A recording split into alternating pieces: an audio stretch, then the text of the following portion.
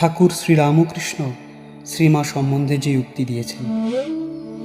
ঠাকুর শ্রীরামকৃষ্ণ বিভিন্ন সময়ে শ্রীমা সম্বন্ধে নানা উক্তি করেছেন। ও সারদা সরস্বতী জ্ঞান দিতে এসেছে।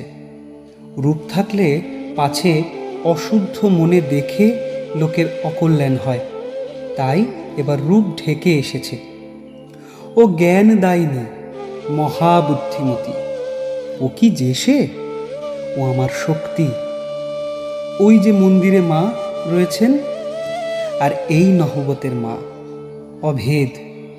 ওরে হৃদে, একে তুই তুচ্ছ তাচ্ছিল্য করে কথা বলিস বলে ওকে আর কখনো এমন কথা বলিসনি।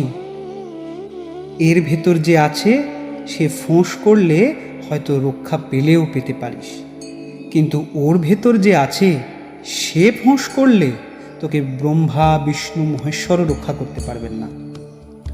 অনন্ত রাধার মায়া কহনে না যায়, কোটি কৃষ্ণ কোটি রাম হয় যায় রয়।